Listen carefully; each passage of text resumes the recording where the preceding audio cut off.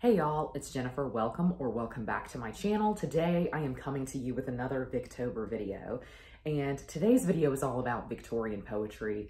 This is essentially a video that I am making for myself because I think when I think of all of the classics that I have really loved, I have often loved poetry. Poetry is where I would say my interest is 9 times out of 10 in terms of the so-called classics. I don't know that you would qualify them as classics. Maybe you would say classic poetry, but I think when most people are talking about classics, they are speaking about novels specifically.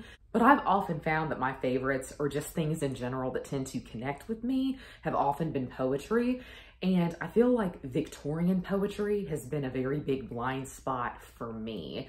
And this is not only my 5th year on booktube, but it is my 5th year participating in Victober.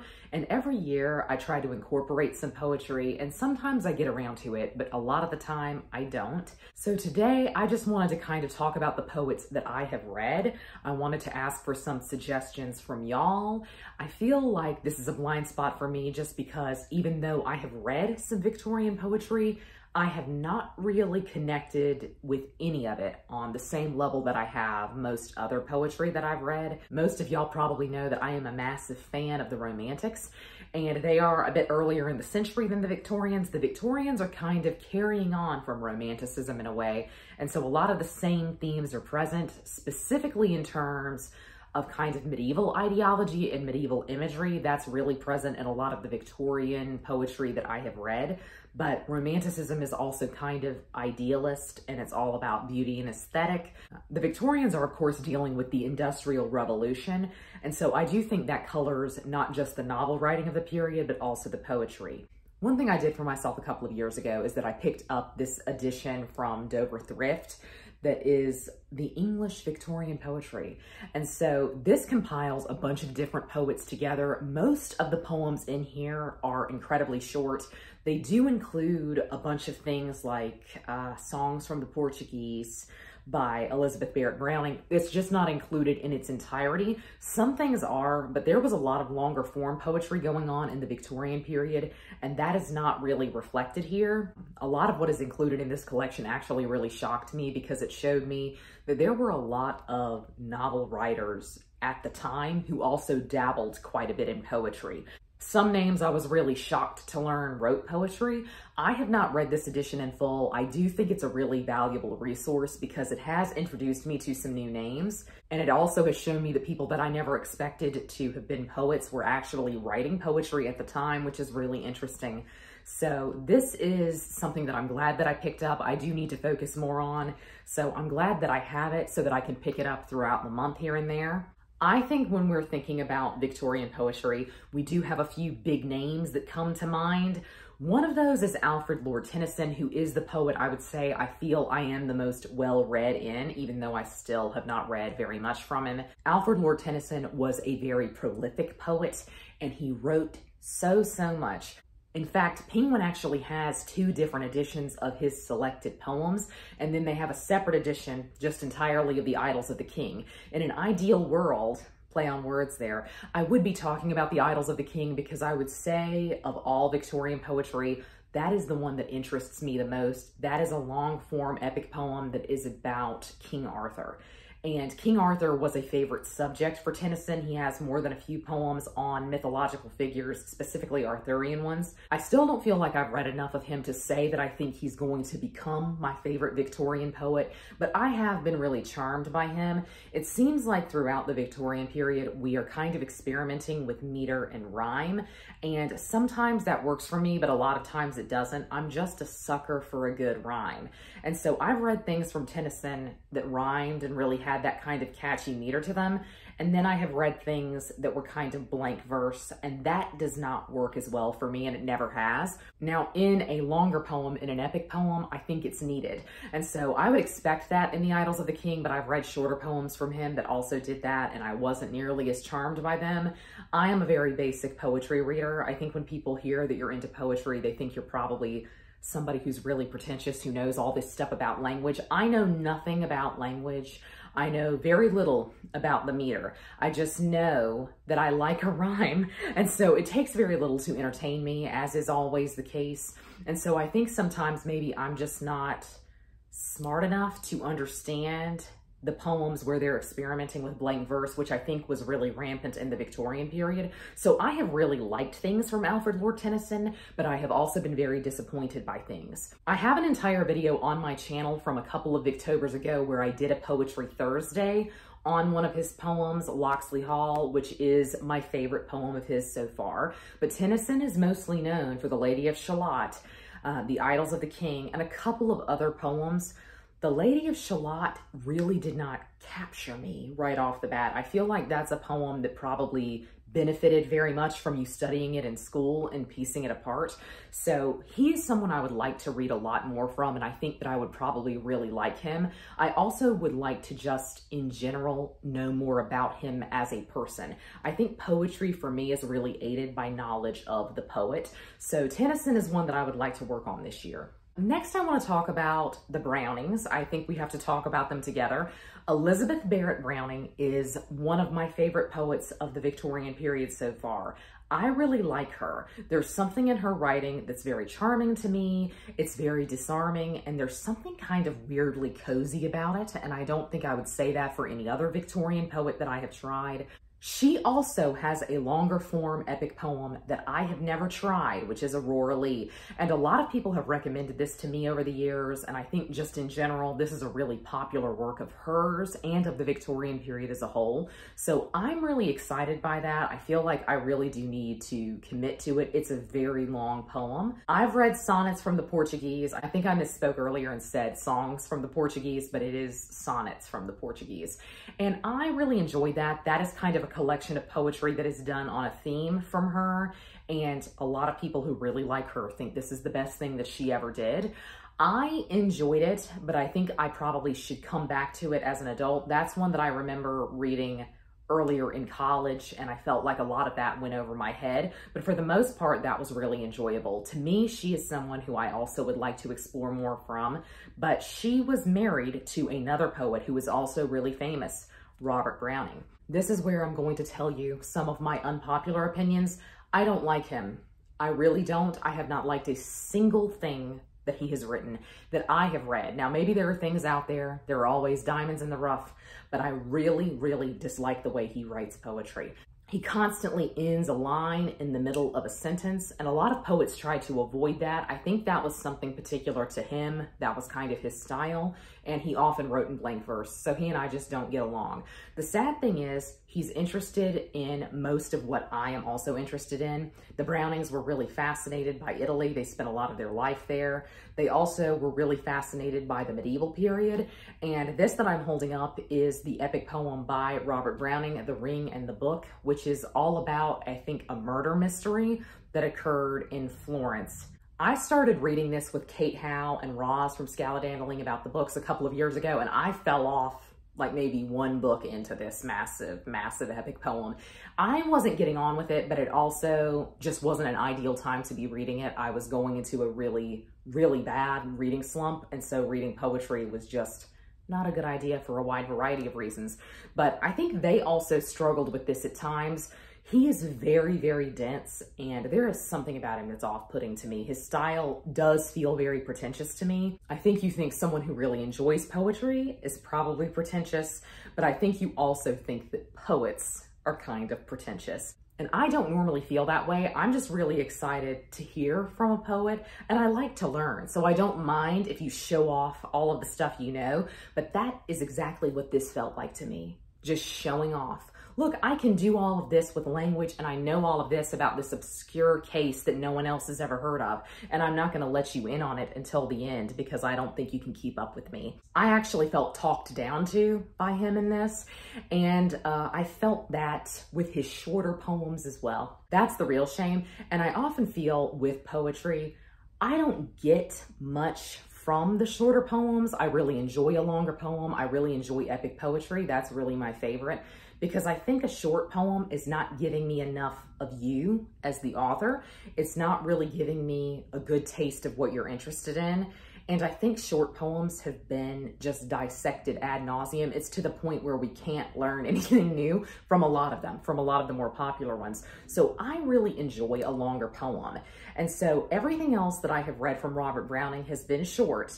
And his is the only epic poem from the Victorian period that I have tried, and I really, really did not get on with it. In fact, it's told me that he's just really not for me. And in fact, my experience with him and my experience with DNFing this also makes me apprehensive about Aurora Leigh by Elizabeth Barrett Browning. Whereas I have liked her shorter stuff and disliked his, I still am apprehensive because I feel like they were people who were sharing ideas a lot and reading over each other's shoulders. That may be incorrect. Maybe I need to know a little bit more about them as people as well. But this experience has made me apprehensive of jumping into that one, sadly enough. So I would love to hear encouragement down below. Am I reading him wrong? Do y'all like him? There was just a vibe to him that really was off-putting to me. So I don't think he is the poet for me, sadly enough. In terms of Victorian novelists, kind of switching gears and moving over to poetry, I think we all have a clear favorite. We all love, love, love her, and that is Emily Bronte. Yes, I have loved everything from Emily Bronte I have ever read. And in fact, sometimes I would say her poetry is a little bit better to me than Wuthering Heights. There's a raw quality to her writing that I really like. And I think that's what makes Wuthering Heights so fresh and new, but it's also what really influences her poetry. And I'm not the only one to say that. There are so many people who will tell you she was a better poet than she was a novelist. But it's because I know she was a great novelist at the same time as a great poet that I really do wish she had written more novels. Though I've really enjoyed her poetry, and I think at this point I may have read all of her poems, I don't find myself thinking on them or returning to them the same way that I do Wuthering Heights. This is a really interesting case because she is basically the only poet I can think of where I have read both her poetry and her prose. And the prose being a fiction novel. I think that's a really unique case for me. And so it's hard to frame her because I associate so much of Emily Bronte with Wuthering Heights specifically. And I also think I've probably connected to her poetry because I know so much about the Bronte family, not just her. So I am reading into her poetry things that I know she experienced in life. I always think that really aids you. I think that makes you enjoy poetry more. And I think that means that you're going to get more out of the experience if you know more about the poet. And so I am probably doing myself a disservice with both the Brownings and with Tennyson in that I haven't gone into their poetry with a good biography of them at hand. Emily is just a really interesting case for me because I have read both styles from her. And I think if you were to ask me, and I had to tell you something, I still think I would say I prefer her as a novelist and I prefer her prose writing, but there are times when you're reading her poetry that you think that was genuinely her calling. And to me, it's interesting because I would say there's a lot of Wuthering Heights that is written so beautifully that you could be fooled into thinking you were reading poetry rather than prose. So I definitely see kind of a poet's hand on Wuthering Heights. And I also see a novelist's hand in her poems because her poems are mostly shorter form, but they still seem to have a narrative and a theme. And there's a lot of discussion of scenery, which I think we always expect when it comes to the Brontes. I am always curious about where the Brontes slot because some scholars will call them romantic and some scholars will call them romantic Gothic. Some scholars just call them Victorian. And so I definitely see romanticism as a theme overall for a lot of Emily's poetry. Her poetry is gorgeous. She is definitely my favorite overall poet from the period so far, but I think there is just so much more at hand for these others that I have mentioned that it's hard to judge her against them. It's always hard to judge her because I would also say maybe she's one of my favorite novelists, given that she only wrote one novel. I don't know that you can say that. All in all, every time I think about Emily Bronte, I just wish we had more from her. I truly, truly do. Now I want to tell y'all my favorite poem that I have read from the Victorian period. And I'm just going to say my favorite poem, not that this person is my favorite poet, because this is another example of someone who wrote prose stepping into poetry. And that is The Lays of Ancient Rome by Thomas McCauley.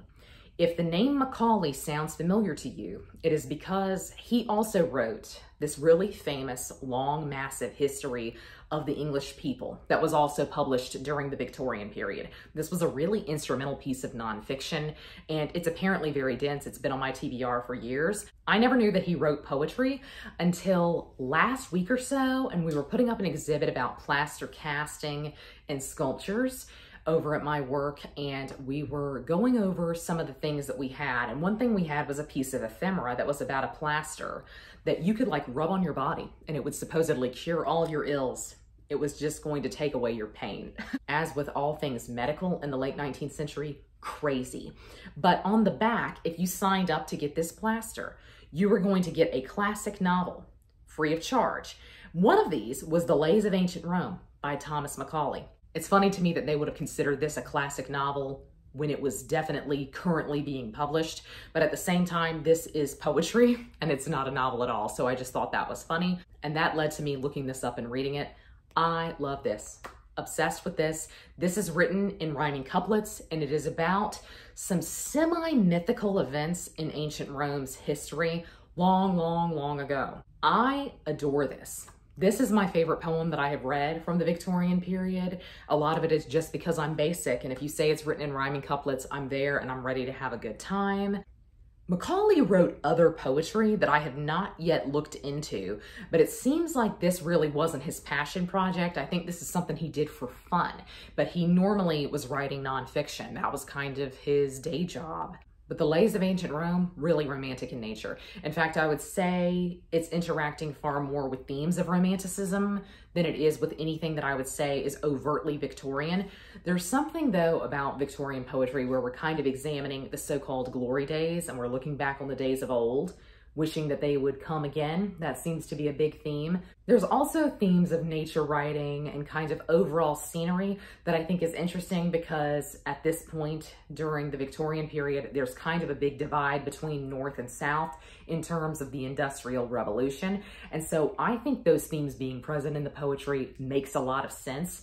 But this one is really fun because it meditates on a historical event that may or may not be true. And I just think it's a lot of fun to read. At the end of the day, I'm reading to have fun. You don't always have to be expanding my mind, telling me something new. I don't always need to be working at it. And sometimes I think poetry has an intimidation factor because people think I'm not going to understand this. You'll understand this one. So I definitely recommend this if you have not read any poetry from the period. I think this is approachable. I think it's readable. And most importantly, I think it's fun. Now, looking ahead in terms of poets that I have not yet read, I am shocked that I have never read anyone with the last name Rossetti, Christina Rossetti, The Goblin Market. This is a really big one that looms very large in the Victorian poetry community. And in fact, I would say, for me anyway, it has the most name recognition from the period. I think The Goblin Market is a little bit longer, but I would not call it an epic poem. And in fact, it might be just overall a collection of poetry. So I would really, really like to try her. I feel like based on what everyone has said about Christina Rossetti, that she is definitely going to be someone who works well for me.